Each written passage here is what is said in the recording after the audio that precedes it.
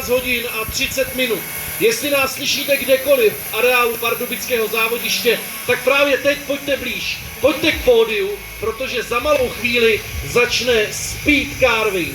To hlavní odpolední, co můžete vidět tady na pardubickém závodišti. Je tady celkem 10 řezbářů, které si za malou chvíli představíme a oni budou mít 60 minut na to, aby ze zdánlivě obyčejného kusu dřeva vyřezali sochu. Pokud se vám to bude líbit, můžete si ji hned po té 60-minutovce vydražit, odnést domů. Jestli nemáte hotovost, není to výmluva, tady bereme i karty.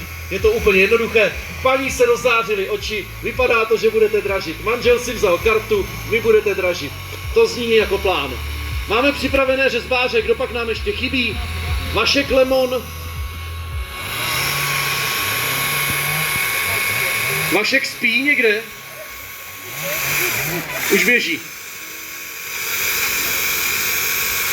Tak jo, dámy a pánové, je před námi speed carving. Pojďme si představit jednotlivé řezbáře. Začneme po mé levé ruce. Přijel z Mladé Boleslavi.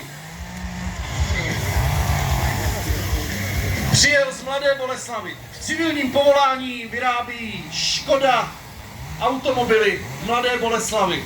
Jeden z nejlepších českých řezbářů motorovou pilou, jeden z nejhezčích českých řezbářů, Petr Krejcar. Nebojte se tleskat.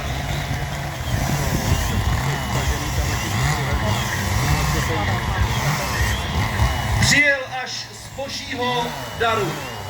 Boží, krásný Antonín Dorazín.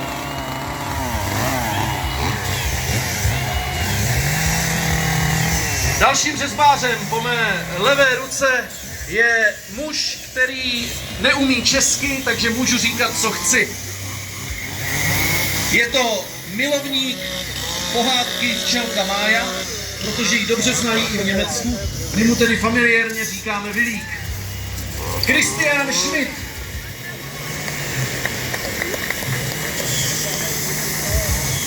Dalším řezbářem, který se vám v následujících 60 minutách předvede, je muž s nejkrásnějšími vousy. Přijel z Lucemburku a jmenuje se Vinca von Samotín. Jedním z nejmladších řezbářů tady na tom pódiu je Filip Lisek.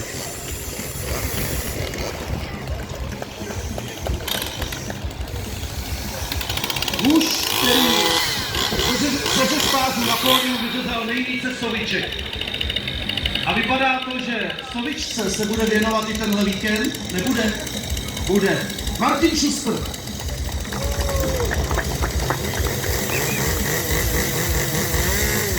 Růže mezi krví.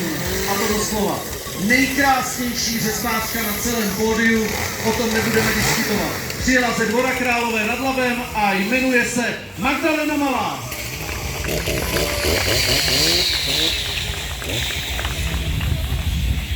Z Moravskoslezského kraje, kousek od Frýdku Místku, přijel umělec tělem i duší, řezbář Vašek Lemon.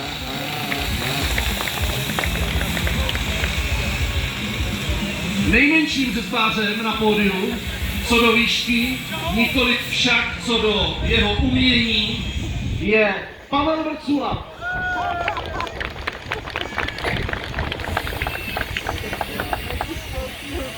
A teď vám představím řezbáře, který tady má největší fanklub.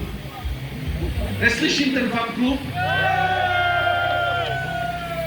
Řezbář, který přijel z Kostelce nad Černými lesy.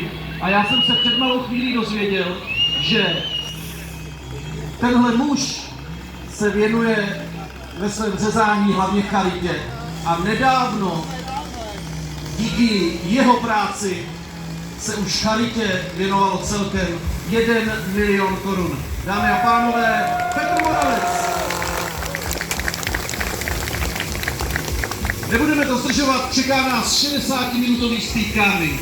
Dobře se dívejte, protože hned jak to skončí, budeme všechny tyhle sochy, které vzniknou, dražit a vy si můžete některé z nich odnést domů. Jdeme to odpočítat. 3, 2, 1, start, začínáme.